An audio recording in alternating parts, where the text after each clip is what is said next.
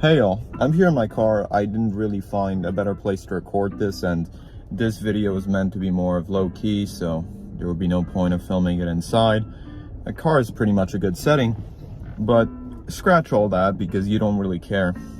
I want to put an emphasis on something that I did wrong that I think a lot of other people tend to get wrong as well.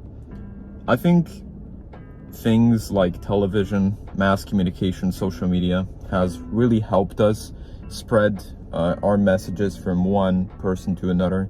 And now I'm talking, generally, as humanity, we tend to want to get our viewpoints across to other people, even if they're, all across the globe, or if they're in a different country or on a different continent. It makes it very easy for us to get our viewpoints across, even anonymously. And that's one of the advantages of the internet, where you can get your messages across without truly attaching a face to it. But one of the most difficult challenges on the internet as you grow as a creator or as you make more content is to learn how to dilute what you're saying from that, fictional persona to a real person. A lot of people, when they consume content, whether it be for YouTube, Rumble, TikTok, various video hosting social media platforms, or my former alma mater, Dailymotion or Vimeo, which I'm pretty sure are out of service now. Whenever you dilute your perspective through these platforms, a lot of people will make up a very fictional persona to render, that version of you which they would like. Typically, it is said that if you don't make a persona for yourself, people will attach a persona to you. And trust me, bro, you do not want to be the person that people portray their, feelings about you on. You don't want to be that version of you that is in people's minds. If there is nothing special about you, if you don't have a unique skill, if there's nothing exemplary about what you do on a daily basis, the vast majority of people will just render a version of you in their minds. For example, if you're the kid that sits at the back of class, whether it be in high school or in college, you're going to be known as the quiet kid. Now, you may be very talkative, but because no one ever talks to you, you'll always be portrayed as the quiet kid. If you have glasses, this is a whole nother thing, but you'll be viewed as nerdy. If you're pretty buff, then people will think that you're compensating for something. And there can be no positive trait that people can't take out of context and make a negative persona out of you from. And this is why a lot of people that don't know you, that you never talk to, will potentially dislike you at first if someone else dislikes you. Like, take for example, your friend doesn't like someone. No matter how hard you're trying, you'll never be able to get a fully positive view of that person because you already have that negative impression of them. Which is why when fake news spreads, it spreads really quickly, because negative news is likely to spread much quicker via human psychology than positive news. We aren't as excited about Billy eating a breakfast and being very happy as a house burning down. The second is a concern because it is a threat to our survival, and because of evolutionary psychology, we're wired towards that thing being more serious. We think of it as a threat, and those little threats, those little problems that we have in the back of our minds, typically for a known stoic mind, will take up most of the space in it. Now, how does this parallel to content creation? Your persona matters in a number of ways, because if people perceive you in a certain way, and that, matter doesn't fade away over time, people will continue to do so. Have you ever been bullied in high school, in college? I don't think it really happens in college, but high school most definitely, and middle school, hell yes. Kids are very, mean to one another, and often they will exclude one another from groups, or even taunt one another. That's a thing that sort of fades away as you age and people become more equilibrialized, if that's even a word. But it is a very big issue when a kid is growing up, because if you're smaller or if you're traditionally shorter, people will begin to cast that negative perspective on you. And I need to recall the point which I was heading towards, because I tend to ramble and speak very fast. When a kid assigns a negative label onto you and you try to cast that label off, you show that you really don't like it, that just reinforces the label. A lot of people positively reinforce the behaviors that are negative for them.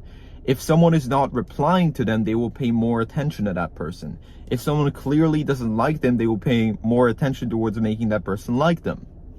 This is just a flaw in the human mechanism, but it's one of the things that we gotta deal with on a daily basis. If you're a content creator and there's some rumor about you, or if there's something negative on the internet about you, the more you try to refute it, the more it sticks with you.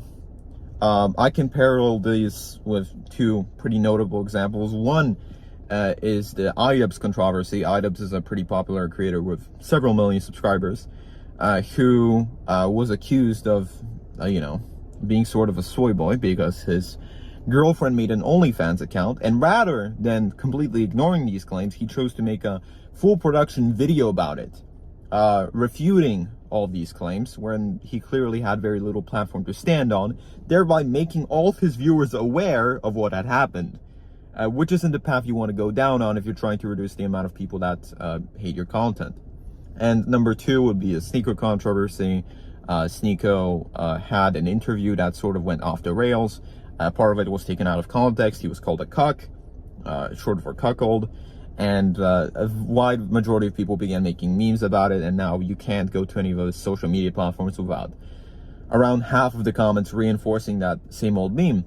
Because the funny part about it is that it's not funny. The funny part is that it has been repeated so long, so much, that it's like a meme at this point. It's a cultural norm that gets repeated, which is the definition of a meme. In order to avoid things like this, you need to detach yourself, not only in life, whether it be in school or at your job, but also as a content creator. Also, your digital persona needs to have that level of not caring. That's a point that a lot of people fail on. And that's a point I've particularly failed on, because whenever someone left a negative comment below one of my videos, I took a lot of care. I was like really upset, and I would respond back like, I would get emotional. That's not something that you can do. And you can use a variety of methods like, engaging in Stoic philosophy or some sort of dialectic discourse, but that's not going to give you a long run. You just got to build yourself up to the point where there's a side that you can show to every person.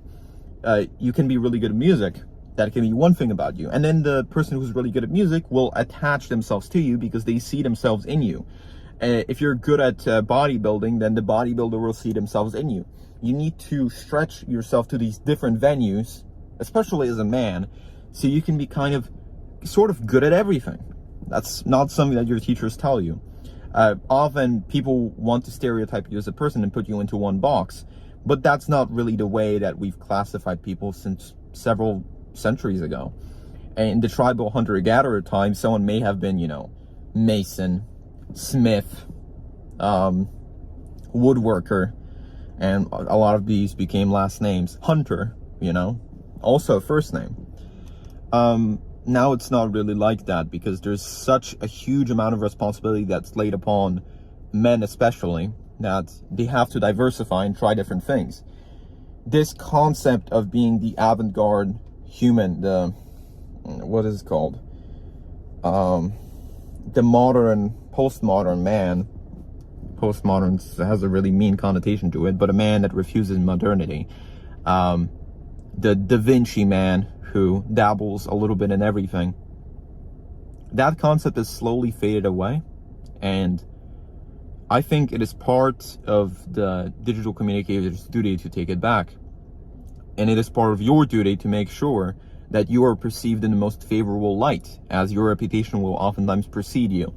So, instead of worrying too much or casting doubts on a certain topic, what you may want to do is you may take a different route. So, if you're not very good at one thing, just take a break, try a different thing.